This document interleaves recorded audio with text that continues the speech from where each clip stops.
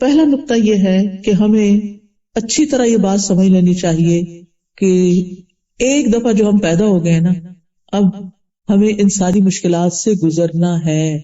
آزمائشیں مسلسل آئیں گی، کبھی خوف کے ذریعے، کبھی بھوک کی، کبھی مال جان کی کمی، کبھی پھلوں کی کمی. لیکن کیا ہے؟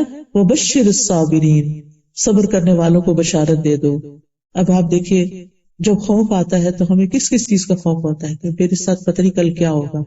کچھ لوگ تو اتنا ڈرتے ہیں کہ پتہ نہیں کل کیا ہوگا، صبح کیسی ہوگی، اگلے مہینے کیا ہوگا، کہیں جاب نہ چلی جائے، بچوں کو کچھ نہ ہو جائے، پتہ نہیں میں زندہ رہ سکوں گا کہ نہیں، کہ اپنے بچوں کی خوشیاں دیکھ سکوں، مستقبل میں میرے ساتھ میرا کاروبار کا کیا ہوگا، دنیا کی اکانومی کا کیا بنے گا، مہنگائیوں کا کیا ہوگا. 10 سے 15 منٹ کی خبریں سننے کے بعد، اخبار پڑھنے کے بعد عموماً لوگوں کا موڈ آف ہو جاتا ہے، دل خراب ہو جاتا ہے. آپ دیکھیے کہ پہلے لوگ اتنے پریشان کیوں نہیں ہوتے تھے، کیونکہ ان کی پریشانیاں بس گھر کی یا اپنے محلے یا گاؤں کی ہوتی تھی. اب کیا ہے؟ پوری دنیا کے مسئلے مسائل آپ CNN کھول لیں یا BBC کھول لیں، کوئی کھولے، ایک دفعہ نہیں، دورا کے آپ کو پکا سبق کرا دیتے ہیں. فلاں جگہ کینیڈا میں کار ایکسیڈنٹ میں بندہ مر گیا، اور آپ کو لگ جاتا ہے خوف کہ پتہ نہیں اب میں نکلوں گی تو کیا ہو. وہاں پولیس شوٹنگ ہو گئی ہے، وہاں بچوں نے اسکول میں یہ ہنگامہ کر دیا ہے. اب آپ خوف ہے جو میرے بچے اسکول جاتے ہیں پتہ نہیں ان کا کیا ہو. سب کچھ اللہ کے سپرد کر دے. افوض امری الی اللہ، میں اپنا سارا معاملہ اللہ کے سپرد کرتا ہوں. واللہ خیر حافظا وہو ارحم الراحمین، اللہ کی حفاظت میں. یوسف علیہ السلام کے ساتھ کون تھا؟ موسیٰ علیہ السلام کے ساتھ فرعون کے دربار میں کون تھا؟ موسیٰ علیہ السلام کے ساتھ مدین میں کون تھا؟ اکیلے گئے تھے. کس نے کھانا دیا، کس نے بیوی دی، کس نے گھر دیا، کس نے جاب دی، سب کچھ مل گیا. سب کچھ اللہ کرنے والا ہے. آج تک کبھی اس نے بھوکا رکھا ہم کو؟ نہیں. تو کل بھی انشاءاللہ دے گا وہ. پھر اسی طرح آپ دیکھیے کہ بعض لوگوں کو سٹاکس کے بارے میں ہر وقت جاننے کا بہت شوق ہوتا ہے. یہ سٹاکس اوپر جا رہے ہیں نیچے، اس کے ساتھ ان کا بلڈ پریشر اوپر نیچے جا رہا ہوتا ہے. اپنے آپ کو خواہ مخواہ کی مصیبت میں ڈالے ہوئے ہوتے ہیں، نہ لینا نہ دینا، نہ کچھ انویسٹ کرنا، نہ کچھ اس کا نتیجہ نکلنا. پھر اسی طرح آپ دیکھیے کہ بعض لوگوں کی بھوک کے ذریعے آزمائش ہوگی، بعض لوگوں کی مالوں اور جانوں کی کمی کی آزمائش ہوگی. کوئی رشتہ دار، والدین بچپن میں فوت ہو گئے، پھر بڑے ہو کے بچے فوت ہو گئے. کچھ لوگوں کی ایسی بڑی آزمائشیں ہوتی ہیں، پیارے چلے جاتے ہیں. لیکن یہاں پر آزمائش کو قبول کر کے راضی رہنے والوں کے لیے خوشخبریاں سنائے گی. بشر الصابرین. اور زیادہ آزمائشیں ان پہ آتی ہیں جن سے اللہ زیادہ محبت کرتا ہے، کیونکہ مومن کو کانٹا بھی چبھتا ہے تو اس کے لیے اجر ہوتا ہے، اس کا گناہ جھڑتا ہے. اب وہ آزمائشیں اکٹھی ہو رہی ہیں تو کیا ہے؟ درجے بلند ہو رہے ہیں. حدیث میں آتا ہے کہ ایک شخص کا درجہ اللہ کے ہاں بہت بلند ہوتا ہے، لیکن اللہ تعالیٰ دیکھتا ہے کہ یہ اس کا عمل ڈھیلا ڈالا ہے، عمل کچھ خاص نہیں، تو وہ اس کو آزمائش میں ڈال دیتا ہے تاکہ اس کا درجہ وہ وہاں تک پہنچ جائے. تو جتنی تیزی کے ساتھ آزمائشیں آتی ہیں، صبر کرنے پر اتنی ہی تیزی کے ساتھ انسان کے درجات بڑھتے ہیں. آپ موسم کنٹرول نہیں کر سکتے نا، آپ کنٹرول کر سکتے ہیں بارش نہ ہو، کیونکہ میں نے تو باربیکیو کا پروگرام بنایا ہوا تھا اور اتنے لوگوں کو بلایا ہوا تھا، تو اب یہ کیا ہو گیا؟ بارش نہیں کنٹرول کر سکتے. آپ کیا کرتے ہیں؟ پلان بی رکھتے ہیں نا، سبھی لوگ رکھتے ہیں. جب آپ اتنے سارے لوگوں کو بلاتے ہیں تو پلان بی تو رکھتے ہیں، چلے کسی شیڈ کے نیچے چلے جاتے ہیں اور کام ہو جاتا ہے. اسی طرح کوئی بھی چیز، تو کہنے کا میرا مطلب یہ ہے آزمائشیں تو آئیں گی، آپ نے کیا کرنا ہے؟ پلان بی سوچ کے رکھنا ہے. اگر یہ چیز نہیں رہی تو پھر میں یوں کروں گی، یہ نہیں تو یوں کروں گی. اور پھر صرف پلانس پر ہی توقع نہیں بلکہ اللہ پہ بھروسہ. اللہ اچھا کر دے گا، جیسا گمان رکھیں گے وہ ویسے ہی کرتا جائے گا. اور جس سے اللہ زیادہ محبت کرتا ہے اس کو زیادہ آزما لیتا ہے. اور پھر آپ دیکھیے کہ سلامتی کا گھر صرف جنت ہے، دار السلام اس کا نام ہے. اور ہم ہر نماز کے بعد کیا کرتے ہیں؟ اللہم انت السلام و منک السلام تبارک یا ذا الجلال والاکرام. سلامتی کہاں ہے؟ پھر مشکلات میں سلامتی کہاں ملے گی؟ اللہ کے پاس. اللہ السلام ہے. لہذا پیغمبر علیہ السلام جتنے بھی تھے، جب کچھ مشکل آتی تھی تو وہ کیا کرتے تھے؟ نماز کی طرف دوڑتے تھے. وہاں جا کے انسان کو سلامتی، سکون اور پیس مل جاتا ہے. پھر آپ دیکھیے کہ جنت کس سے گھری ہوئی ہے؟ آزمائشوں سے گھری ہوئی. اس لیے اس کو اینٹیسپیٹ کریں کہ یہ تو ہوگا، لیکن میں نے کیا کرنا ہے؟ ان سے نبٹنے کے لیے خود کو مضبوط کرنا ہے. اگر ایک ڈھکن بھی کھولنا ہوتا ہے نا تو آپ کو کیا چاہیے ہوتی ہے؟ طاقت چاہیے ہوتی ہے. تو آپ اپنی کیپیسٹی بلڈ کرتے ہیں. جیسے فزیکل کاموں کے لیے آپ کیپیسٹی بلڈ کرتے ہیں، ایکسرسائز کر کے، بریدنگ ایکسرسائز کر کے، ڈائٹ کے ساتھ اور مختلف طریقوں سے اپنی طاقت بڑھاتے ہیں، اسی طرح اپنی روحانی طاقت بڑھائیے تاکہ آپ ان سارے مسائل سے نبٹ سکیں.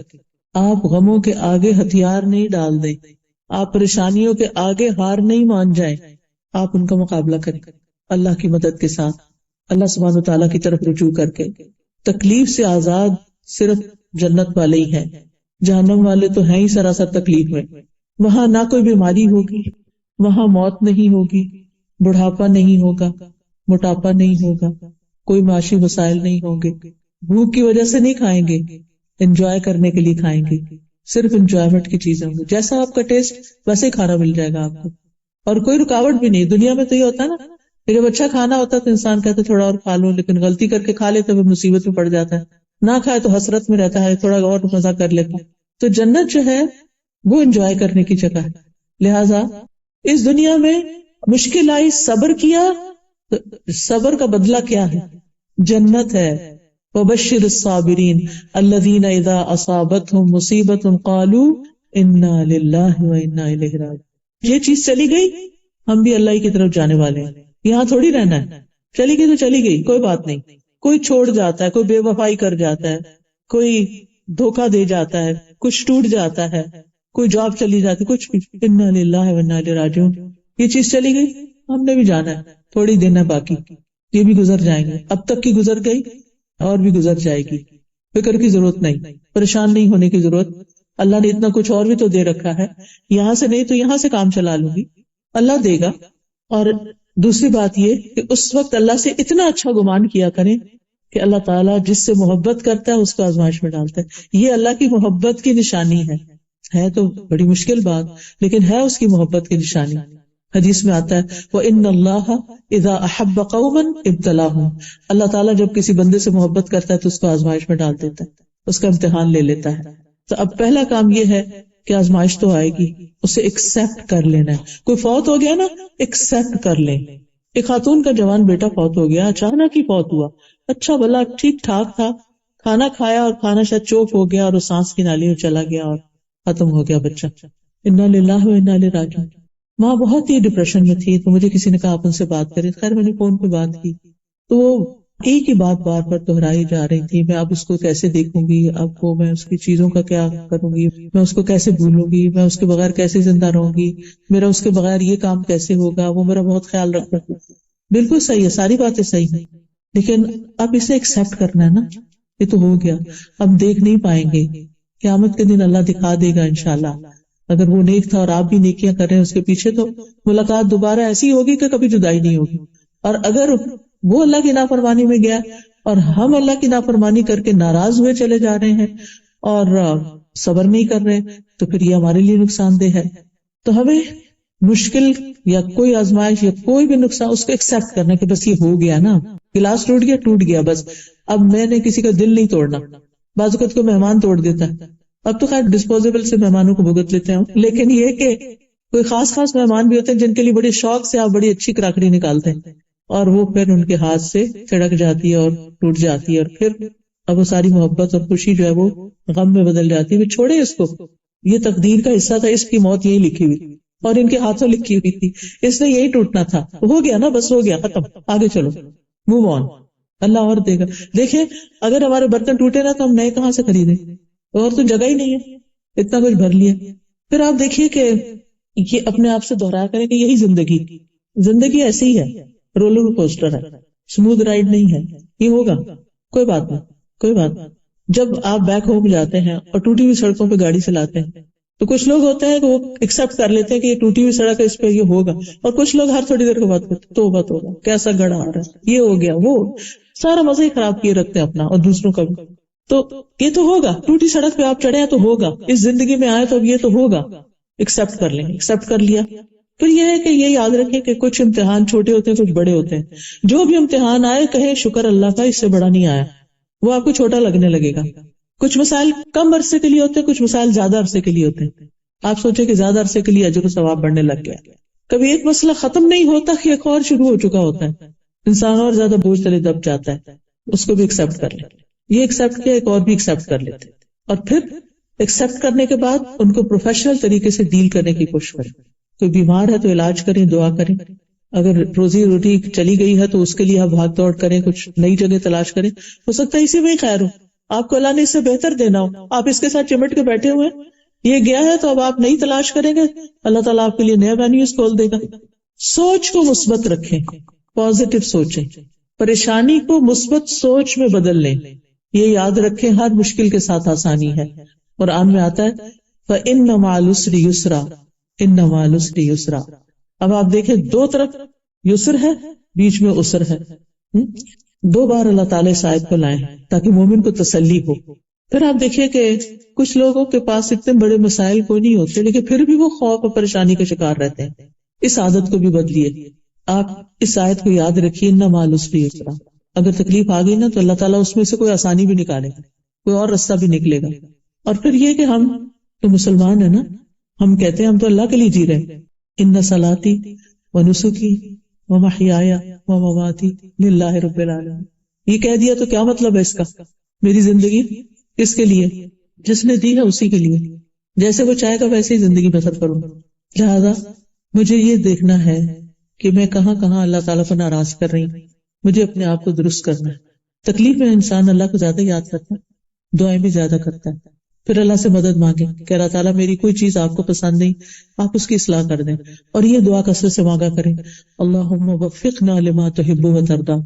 اللہ مجھے اس چیز کی توفیق دے دیں جس سے آپ محبت کرتے ہیں اور جس سے آپ راضی. مجھے وہ کام کرنے سکھا دیں, ان کاموں کو شوق لگا دیں کہ جن سے آپ راضی. کتنی خوبصورت دعا ہے, میری فیوریٹ دعا کہ اللہ وہ کام کروا لے جس سے آپ راضی ہو جائیں, جس سے آپ خوش ہو جائیں. کیونکہ الٹیمیٹ گول کیا ہے ہماری زندگی کا؟ کس کو خوش کرنا؟ اللہ کو. ہم کہتے تو ہیں لفظوں سے لیکن کرتے کس کو خوش؟ سارا وقت کس کی خوشی میں پریشانی میں رہتے ہیں, لوگوں کو خوش کر. آپ دیکھیے کہ ہم اپنے سارے کاموں کا جائزہ لیں. مثال کے طور پر آپ دیکھیں کہ ہماری شادیاں ہوتی ہیں تو ہم لوگوں کو خوش کرنے کے لیے کیا کیا نہیں کرتے, اور خود اپنا حال خراب کر لیتے ہیں دوسروں کو خوش کر کر کے. لوگ پھر بھی خوش نہیں ہوتے. وہ ساری اچھی چیزیں پا کر, کیونکہ انسانی نیچر ہی ایسے, شیطان کے دباؤ میں ساری اچھی چیزیں پا کر جو چیز ذرا ٹھیک نہیں ہوگی اس کو پکڑ لیں گے. کیسا لگا کھانا, وہ جو فلاں چیز تھی نا, وہ سیلڈ کا فلاں پتا تھا, وہ فلاں ایسا, چھوٹی سی کوئی چیز اس میں سے نکال لیں گے. پھر یہ ہے کہ اللہ کو دوست بنا لیں. یوسف علیہ السلام کی زندگی بڑی آزمائشوں میں گزری تھی. اللہ نے ان کو بادشاہت بھی دے دی, ہر چیز ان کے کنٹرول میں دے دی, سب ان کے تابع ہو گئے, ہر چیز ان کے لیے مسخر ہو گئی. انہوں نے کیا مانگا؟ فاطر السماوات والارض انت ولی فی الدنیا والآخرہ. میرا سہارا یہ اس بادشاہت پہ نہیں, ان اختیارات پہ نہیں. انت ولی فی الدنیا والآخرہ, تو ہی میرا دوست ہے دنیا اور آخرت میں. توفنی مسلمن, مجھے اسلام کی حالت میں فوت کرنا. میری فکر یہ ہے, میرا غم یہ ہے. والحقنی بالصالحین, اور مجھے نیک لوگوں کے ساتھ ملانا, صالحین کے ساتھ, مرنے کے بعد بھی, دنیا میں بھی نیک لوگوں کے ساتھ اور موت کے بعد بھی نیک لوگ. کیونکہ نیک لوگ کسی کی غیبت نہیں کرتے. کسی کی نیکی کو پہچاننا نا, یہ نیک ہے یا نہیں, اس کی گفتگو پہ غور کیا کریں کہ یہ منفی باتیں کرتا ہے یا مثبت باتیں کرتا ہے. یعنی یہ لوگوں کی صرف برائیاں ہی چنتا رہتا ہے یا اس نے کبھی لوگوں کی تعریف بھی کی اور اچھی بات بھی کی ہے. نیک لوگ وہ ہوتے ہیں جو اپنے رویے سے, اپنے معاملے سے, اپنی باتوں سے دوسروں کو خوشی دیتے ہیں. وہ لوگ نیک نہیں ہوتے کہ اگر آپ ان کے پاس بیٹھے تو ڈپریشن میں اور پڑ کے اٹھیں کہ آپ کو مایوس ہی کر دیں. تو ایمان ہونے کے باوجود اگر ڈپریشن ہو رہا ہے تو یاد رکھیے کہ اللہ ایمان والوں کا دوست ہے, انہیں اندھیروں سے نکال کر روشنی میں لاتا ہے. تو اللہ کو دوست بنا لیں. پھر اللہ کے ذکر میں خود کو مشغول رکھیں. ابن تیمیہ کہتے ہیں رحمہ اللہ, جو شخص خود کو اللہ کے ذکر میں مشغول نہیں کرتا اور اس کی زندگی میں ایسے لمحات آتے ہیں جب وہ مکمل خاموش ہوتا ہے اور وہ کچھ نہیں کرتا, تو شیطان اس کے اندر وسوسے ڈالنے شروع کر دیتے. جو لوگ ذکر کرتے رہتے ہیں شیطان ان سے بھاگتا ہے, اور جب آپ ذکر چھوڑ دیتے ہیں شیطان آپ کے دل پہ جم جاتا ہے. جب آپ چپ کر کے بیٹھے ہوتے تو ذہن کدھر چلا جاتا ہے, ادھر ادھر بھٹکنے لگتا ہے. تو مثبت سوچ کے لیے ذکر ضروری ہے. پھر اللہ کا تقوی اختیار کریں. اللہ کے تقوی کا مطلب یہ ہے کہ جو چیزیں اللہ تعالیٰ کو ناراض کرتی ہیں ان سے بچیں, گناہوں سے بچیں, اور جو اس کو پسند ہے کام وہ کریں. اس کا فائدہ کیا ہوگا؟ اس کا فائدہ یہ ہوگا کہ مشکل ترین حالات میں آپ کے لیے رستہ نکل آئے گا. سورۃ طلاق میں آتا ہے وَمَن يَتَّقِ اللَّهَ يَجْعَل لَّهُ مَخْرَجًا وَيَرْزُقْهُ مِنْ حَيْثُ لَا يَحْتَسِبُ. جو اللہ کا تقوی اختیار کرتا ہے اللہ تعالیٰ اس کے لیے مشکل سے نکلنے کا راستہ بنا دیتے ہیں اور اس کو وہاں سے رزق دیتے ہیں جہاں سے وہ سوچ بھی نہیں سکتا، گمان میں بھی نہیں ہوتا، خیال میں بھی نہیں ہوتا۔ حضرت ہاجرہ کی مثال لے، ایک خاتون تھی، خاتون میرے اور آپ جیسی، ہم سے بہتر، لیکن خاتون تھی، خاتون ہونے میں ہم جیسے۔ ابراہیم علیہ السلام نے ان کو اور ان کے دودھ پیتے بچے کو کہاں چھوڑا تھا؟ اگر آج ہمارا شوہر ہمارے ساتھ ایسے کرے تو پھر ہم کیا کریں گے؟ سنگل پیرنٹس کی آپ نے حالت کبھی دیکھی ہوئی؟ حضرت ہاجرہ نے کیا کیا تھا؟ وہ جب حضرت ابراہیم ان کو چھوڑ کے جا رہے تھے، کہاں چھوڑ رہے تھے؟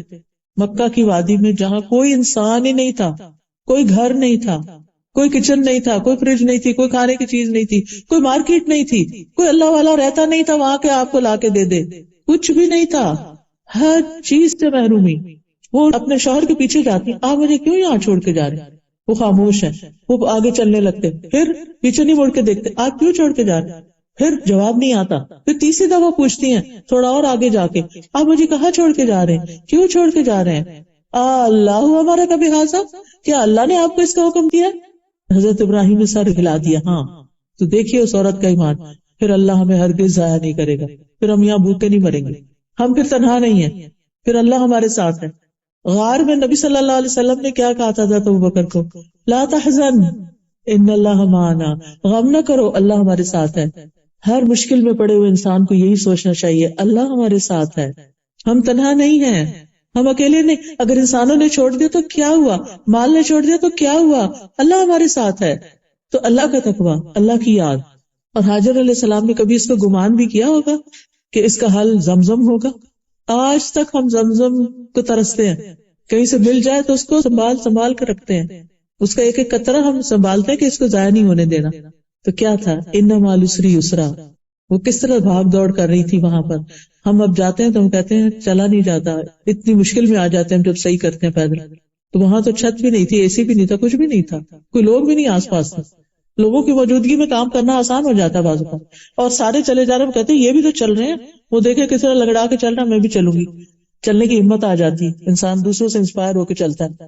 لیکن حضرت ہاجرہ رضی اللہ تعالیٰ عنہا، سبحان اللہ، کوئی بھی تو نہیں تھا، اور شوہر نے بتایا بھی نہیں میں کب آؤں گا واپس، اور آؤں گا بھی کہ نہیں آؤں گا۔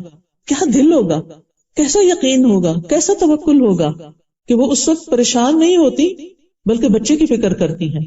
وہ پہلے تو دودھ پلاتی رہی، پانی تھا پیتی رہی، کام چلتا رہا، جب سب کچھ ختم ہو گیا تو پھر بچہ رونا شروع ہو گیا۔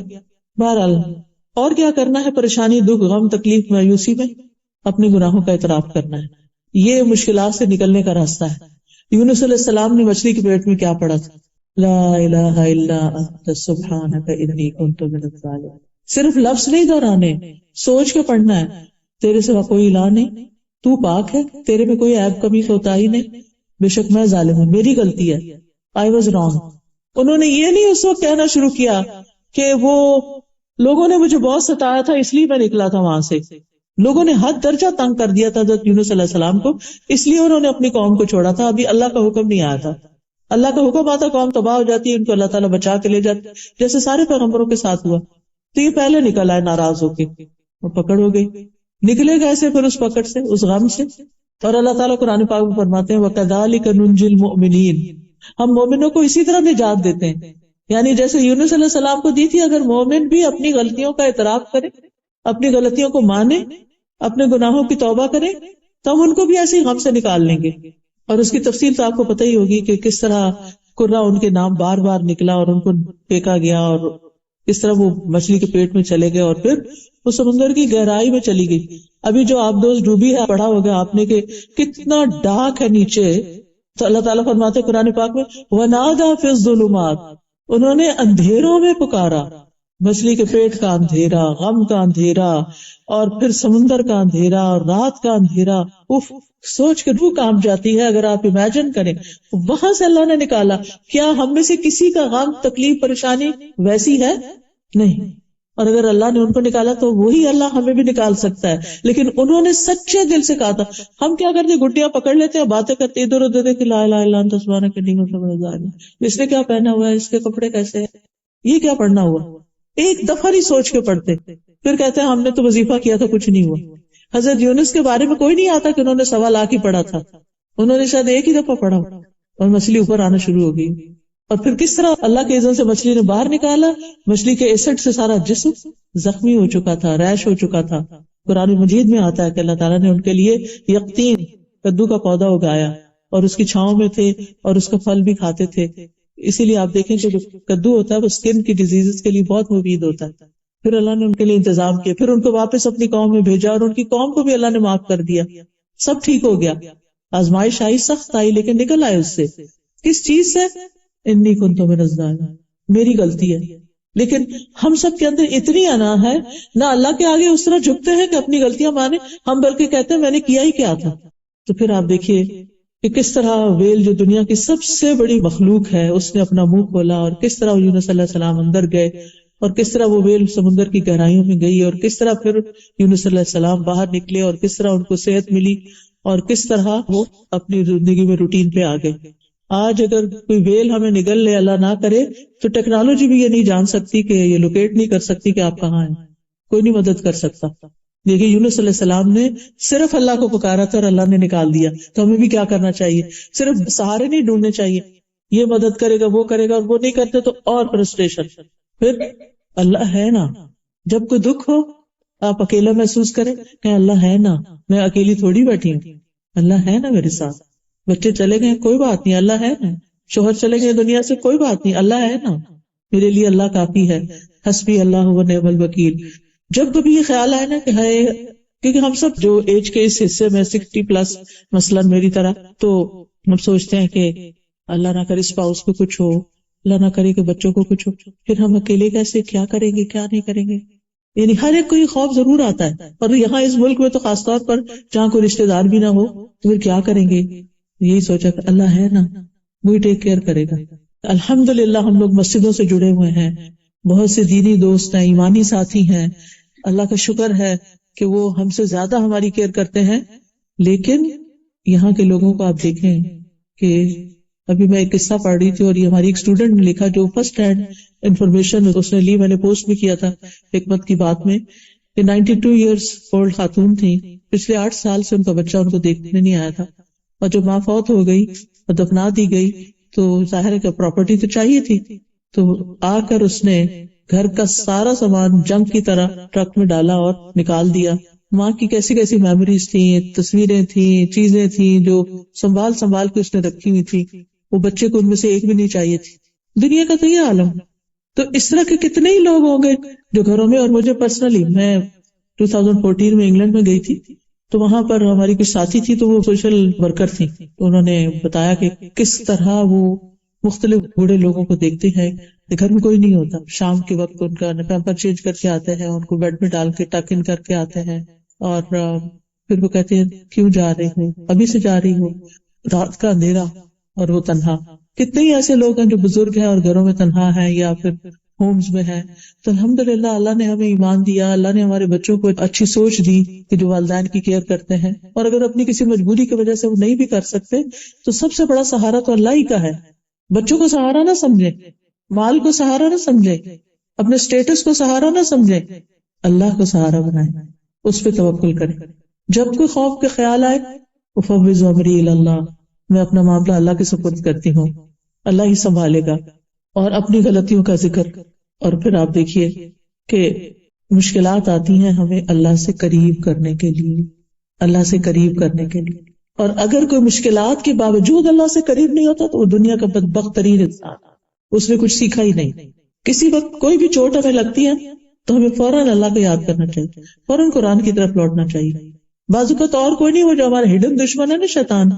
اور ایک تو اندر دشمن بیٹھا ہوا نفس، اس کے کچھ تقاضے ہوتے ہیں، جب وہ پورے نہیں ہوتے تو وہ اداس ہو جاتا ہے، اور کچھ شیطان کے وسوسے ہوتے ہیں. فوراً قرآن کی طرف جائیں، تلاوت شروع کر دیں، کوئی قرآن کی تفسیر شروع کر دیں، قرآن کی کسی مجلس میں چلے جائیں، مسجد میں چلے جائیں، جا کے بیٹھ جائیں، اللہ کا ذکر کریں. آپ کا دل اچھا ہو جائے گا. مشکل وہیں کھڑی ہے، آپ کا دل اچھا ہو جائے گا. آپ کو تو اس سے غرض ہے نا کہ آپ کا دل اچھا ہو جائے. مشکلیں تو جب جانا ہے تو جائے گی. Take good care of your self, اپنا خیال رکھیے، اپنے اوپر فوکس کیجئے کہ مجھے کون سی چیز طاقت دیتی ہے. فزیکلی ویک کر رہی ہوں تو کیا کرنا ہے مجھے، اسپرچولی ویک ہو رہی ہوں تو کیا کرنا ہے، ایموشنلی ویکنس کا شکار ہوں تو کیا کرنا ہے، مجھے اس وقت کیا کرنا ہے. اور جو نسخے آپ کو کام آتے ہیں نا وہ لکھ لیا کریں. اور اس وقت انہی کو استعمال کریں. پھر ایک ہیبٹ اپنی بنائیں کہ اپنی زندگی میں ایسی بکس پڑھیں جس میں انبیاء اور صحابہ کے حالات ہوں کہ وہ کیسی کیسی مشکلات سے گزرے. سب سے زیادہ آزمائش پیغمبروں کی ہوئی ہے، صحابہ کرام کی ہوئی ہے، لہٰذا ان کے واقعات سے سبق لیں. ابراہیم علیہ السلام کی کوئی مشکل آئی تھی؟ پڑھا ہی ہوگا قصہ. آخر ہر سال ہم قربانی کا گوشت وجہ سے کھا لیتے ہیں اور یہ واقعہ یاد کرنا بھول جاتے ہیں کہ قربانی کس نے کی تھی، کس چیز سے آزمائے گئے. کتنی بڑی عمر میں بچہ ملا تھا ان کو، بعض روایات میں 100+ تھے اور بعض میں 86 ایئرس، اور پھر اس کو چھوڑ دیا، ماں کے ساتھ چھوڑ دیا مکہ میں، اور جب بڑا ہوا تو حکم ملا اسے ذبح کر دو. سبحان اللہ. ہم جیسا کو ہوتا تو اللہ سے ناراضی ہو جاتا کہ کیوں اتنی دعاؤں سے تو مانگ کے لیا ہے اور اب آپ لینا چاہتے ہیں اس کو. کبھی آپ نے دیکھا ہوگا ایسے پریشیس چائلڈ جو ہوتے ہیں اگر دنیا سے چلے جائیں تو لوگوں کا حال کیا ہو جاتا ہے، پھر اللہ سے بھی ناراض ہو جاتے ہیں. بہرحال لیکن ابراہیم علیہ السلام کے ساتھ کیا ہوا؟ آزمایا ضرور گیا، لیکن وہ ہر آزمائش میں کامیاب ہوئے، ہر ٹیسٹ پاس کیا. تو اللہ تعالیٰ نے قُلْنَا يَا نَارُ كُونِي بَرْدًا وَسَلَامًا عَلَىٰ إِبْرَاهِيمَ، اور پھر بیٹے کے لیے کیا کیا؟ گانڈے سے تبدیل کر دیا. آزمائش میں پوری ہوگی. ہر موقع پر جب آگ میں پھینکے گئے، کتنی سخت آزمائش ہے، لیکن انعام کیا ملا؟ اللہ تعالیٰ فرماتے وَإِذِ ابْتَلَىٰ إِبْرَاهِيمَ رَبُّهُ بِكَلِمَاتٍ فَأَتَمَّهُنَّ قَالَ إِنِّي جَاعِلُكَ لِلنَّاسِ إِمَامًا. دنیا کی امامت مل گئی. آج جیوز ہوں، کرسچنز ہوں، مسلمز ہوں، سب ان کو اپنا بڑا مانتے ہیں. ان کی اولاد میں سے بنی اسرائیل نکلی، ان کی اولاد میں سے محمد صلی اللہ علیہ وسلم پیدا ہوئے. اتنا شاندار بچہ ملا ان کو اپنی نسل میں، اور کیا چاہیے اس سے بڑی کوئی نعمت؟ لیکن یہ نعمتیں امتحان کے بعد ہی ملتی. جو امتحان سے مایوس ہو جاتا ہے اور امتحان کے وقت ثابت قدم نہیں رہتا، پھر اس کے لیے خیر نہیں. اور جو پاس کر جاتا ہے پھر آگے، جو بچے امتحان پہ امتحان پاس کر جاتے ہیں آپ دیکھیے کہ پھر ان کے لیے کتنے اچھے چانسز آگے بنتے چلے جاتے ہیں. تو صحابہ کی زندگی سے سبق سیکھتے ہیں کہ کس طرح ان کی زندگی میں مشکلات آئیں. حضرت عائشہ کا واقعہ یاد کریں کہ جب ان پہ الزام لگا تھا تو کتنی تکلیف میں انہوں نے مہینہ گزارا تھا اور پھر کس طرح اس سے وہ نکل آئیں. پھر یہ کہ دعاؤں میں اللہ کے ناموں سے مدد مانگے. مثلا اگر بیمار ہوتے ہیں تو کہیں یا شافی، اللہم انت الشافی لا شفاء الا شفاءک اشف شفاء لا یغادر سقما. ہم اللہ کے نام سے دعا کر رہے ہیں، اور اللہ کا ہر نام ایسا ہے جس کے بغیر ہم جی نہیں سکتے. اس لیے آج کے بعد اگر آپ اللہ سبحانہ وتعالیٰ کے نام، ایک ایپ بھی ہے اسماء اللہ الحسنی، اس میں اللہ کے ناموں کی ڈسکرپشن دی ہوئی ہے، وہ آڈیوز ہیں میرے اور اللہ کے نام بھی ہیں، اور اس کو ترنم سے پڑھا ہوا بھی ہے. اگر آپ سنتے رہیں تو آپ کو یاد بھی ہو جائیں گے، میننگز بھی ہیں. تو اللہ کا ہر نام ہماری زندگی میں ایک اہمیت رکھتا ہے. ہمیں اللہ سبحانہ وتعالیٰ سے صرف یا اللہ کہہ کے تعلق نہیں کرنا، اس کے سارے ناموں کے ساتھ کنیکٹ ہونا ہے. تو اپنا کوئی اسکیڈول بنائیں اور اللہ کے ناموں کے بارے میں جانیں، اللہ کو پہچانیں، اللہ سے مضبوطی کے ساتھ تعلق رکھیں، اور پھر انشاءاللہ جس موقع سے جو مشکل آئے گی اسی طرح کے نام کے ساتھ آپ اس سے مانگیں. پھر اللہ سے اچھا گمان رکھیں کہ اللہ تعالیٰ ظالم نہیں، اللہ تعالیٰ علم رکھتا ہے، اللہ تعالیٰ حکمت رکھتا ہے، اللہ تعالیٰ قدرت رکھتا ہے. مشکل حالات میں 4 طرح کے لوگ ہوتے ہیں. نمبر 1، مشکل سے ناخوش ہونے والے، ایسے لوگوں سے اللہ بھی ناخوش ہو جاتا ہے. نمبر 2، مشکل حالات میں صبر کرنے والے، تو اللہ سبحانہ وتعالیٰ ان کو بشارت دیتا ہے، بشر الصابرین. تیسرے، مشکل حالات میں اللہ کی رضا میں راضی اور خوش ہونے والے. یہ رضا کا درجہ آزمائش سے خوش ہونے والوں کا یہ صبر سے اونچا درجہ ہے. یعنی صبر تو کر ہی نہیں، اللہ پہ راضی. اللہ آپ کو پتا ہے کہ آپ نے مجھے اس میں کیوں ڈالا، اب آپ ہی اس کو ٹھیک کریں گے، بس مجھے آپ سے اچھی ہی امید ہے، اچھا ہی گمان ہے، لہذا وہ خوش رہتے ہیں. پھر آخری درجہ کس کا ہے؟ شکر کا. مشکل حالات میں بھی اللہ کے شکر گزار رہتے ہیں، اور یہ عباد اللہ الصالحین ہی کرتے ہیں کہ احمد اللہ علی البلاء، کہ آزمائش پر بھی میں شکر کرتا ہوں، اللہ کی تعریف میں. وہ کہتے ہیں الحمدللہ علی کل حال، ہر مشکل میں، ہر حال میں اللہ کا شکر، اللہ کی تعریف. ایک دفعہ کسی کی انگلی میں چوٹ لگی، ان سے کہا کہ آپ اس پر ریاکٹ ہی نہیں کر رہے، آپ نے کچھ ظاہر ہی نہیں کیا. تو کہا یہ تو انگلی پہ چوٹ ہے، سوچے اگر میرے چہرے پہ چوٹ لگ جاتی، آنکھ میں لگ جاتی، پھر کیا ہوتا؟ تو میں تو اللہ کا شکر ادا کرتا. یہ ہوتا ہے شکر. عروہ بن زبیر تھے، ایک سفر میں تھے کہ ان کی ٹانگ میں کوئی بیکٹیریا گھس گیا، وائرس آ گیا، تو ان کی ٹانگ کاٹنی پڑی کیونکہ وہ ایک بیماری بننے شروع ہو گئی. اس کا واحد حل یہ تھا کہ اس کو کاٹ دیا جائے، ٹانگ کو کاٹنا پڑا. تو ان سے کہا گیا کہ آپ کو الکوہل پینی پڑے گی تاکہ آپ نشے میں. ان کا یہ میں نہیں کر سکتا. انہوں نے کہا کہ اچھا میں جب نماز پڑھوں گا نا تو پھر تم کاٹ دینا. لہٰذا جب وہ سجدے میں گئے تو ان کی ٹانگ کاٹ دی گئی. اور وہ بن زبیر کے 2 بیٹے ان کے پاس آئے. جب وہ آ رہے تھے باپ کو لینے کے لیے تو ایک بیٹا گھوڑے سے گرا اور مر گیا. ادھر سے ٹانگ گئی, ادھر سے بیٹا گیا. ایک اور مشکل آ گئی اور بڑی بڑی مشکلیں. تو جس قافلے کے ساتھ وہ آ رہے تھے, قافلہ جب حضرت عروہ کے پاس پہنچا تو ان کا کہ کیسے بتائیں کہ ان کا بیٹا وفات پا گیا, ابھی تو ان کی ٹانگ کٹی ہے. کسی نے کہا کہ نہیں ان کو خبر نہ دو کیونکہ وہ خود مشکل میں, کچھ دن کے بعد بتائیں گے. کسی نے کہا نہیں ابھی بتائیں تاکہ بیٹے کی نماز جنازہ پڑھے. تو بہرحال متفق یہ ہوئے کہ ان کو بتا دیتے ہیں. اور جب ہوش میں آئے ایک ٹانگ دیکھی تو کہنے لگے اللہ کا شکر ہے جس نے میری ایک ٹانگ سلامت رکھی. اور جب ایک بیٹا آیا اور دوسرا نہیں تو شکر اللہ کا جس نے مجھے یہ بیٹا دکھا دیا. دونوں ہی گر سکتے تھے, دونوں ہی مر سکتے تھے. تو انہوں نے صرف یہ کہا فلک الحمد علی ما اخذت وما اعطیت, جو تو نے عطا کیا اس پہ بھی تیرا شکر اور جو تو نے لے لیا اس پہ بھی تیرا شکر. تو بات یہ ہے کہ مشکلات تو ہوں گی لیکن نکلنے کے جو طریقے میں نے آپ کو بتائے ہیں ان پہ غور کیجئے, مشکلات سے نمٹنا سیکھیے, گھبرائے نہیں, اللہ آپ کے ساتھ ہے, شکر ادا کرتے رہیں, اس کی رضا پہ راضی رہیں, صبر سے کام لیں تو آپ کو ایمان کی حلاوت محسوس ہوگی اور آپ کو نفس مطمئنہ حاصل ہوگا, جو ویری مچ نیڈڈ ان دی موت. موت کے وقت بہت ضروری ہے, ورنہ جس حال میں انسان مرتا ہے دل کی حالت ویسے ہی ساتھ چلی جاتی. تو اللہ تعالیٰ سے دعا کرتے ہیں کہ اللہ سبحانہ وتعالیٰ ہمیں مضبوط مومن بنا دے, ہمیں اپنے ساتھ سے محروم نہ رکھے, ہم سے راضی ہو جائے, ہم سب کی تکلیفیں مشکلات دور کر دے. جتنی بہنیں آئی ہیں یہاں اللہ تعالیٰ ان سب کے غم دکھ پریشانیاں اور جو بھی ان کی زندگی میں مشکل چل رہی ہے اللہ تعالیٰ اس کو آسان کر دے, اور اللہ تعالیٰ ہمارے لیے موت کا مرحلہ آسان فرمائے, اللہ تعالیٰ ہمارے لیے قبر کا مرحلہ آسان فرمائے, اللہ تعالیٰ ہمارے لیے حشر کا دن آسان فرمائے. اللہ سبحانہ تعالیٰ ہمیں اپنا دیدار نصیب کرے, اللہ سبحانہ تعالیٰ ہمارے بچوں کو ہدایت اور ایمان پر رکھے, اللہ سبحانہ تعالیٰ ان کے لیے ہر طرح کی آسانیاں فرمائے. کبھی بھی ہمارے منہ سے کوئی ناشکری کی بات نہ نکلے, ہم اس کی رضا پہ راضی رہیں اور جو کچھ اس نے ہمیں دیا ہے اس پہ شکر ادا کرتے رہیں, اور جو چیزیں ہماری زندگی سے چلی گئی ہیں ہم ان پر اللہ سبحانہ تعالیٰ سے راضی رہیں. وآخر دعوانا ان الحمدللہ رب العالمین. جن لوگوں نے اس مجلس کا اہتمام کیا ہے, یہ کرسیاں لگائی ہیں, والنٹیئر کیا ہے, اور جتنی بھی ٹیم ہے شروع سے آخر تک جس طرح بھی آپ کو جس نے میسج پہنچایا ہے, اللہ ہم سب کو جزائے خیر عطا کرے اور ان کی اس نیکی کو قبول کرے, اور اللہ کرے کہ آج کے لیکچر سے ہماری زندگی میں واقعی کچھ فرق آئے. تو جو کی پوائنٹس ہے گھر جا کے کہیں کاغذ پر لکھ لیجئے گا, جو باتیں آپ کو یاد رہیں, تاکہ کوئی مشکل ہے تو آپ اس کو پڑھ لیں اور پھر آپ کا دل اچھا ہو جائے. میرا خیال اسٹال بھی لگا ہوا ہے, اس میں کچھ کتابیں ہیں, آپ اپنے لیے اور اپنے دوستوں کے لیے لے کے جائیے. اس میں ایک استغفار کی برکت کتاب ہے, استغفار سے بھی مشکلات بہت حل ہوتی ہیں. تو اگر آپ کی گرمی کتاب اور مشکل میں ہے تو انشاءاللہ پڑھیں گے تو آپ کے لیے آسانی ہوگی.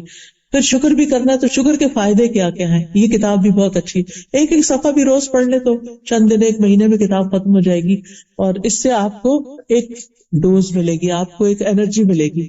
پھر زبان کی حفاظت, زبان سے کسی تکلیف میں کوئی برے لفظ نہیں نکالنے کی, کہ ہر چیز لکھی جا رہی ہے تو بی کانشیس. تو اس میں ساری احادیث جمع کر دی گئی ہیں, خود بھی پڑھیے اوروں کو بھی سکھائیے. پھر زندگی میں آسانی کی دعائیں ہیں اس کارڈ کے اندر, یہ دعائیں پڑھتے رہیے.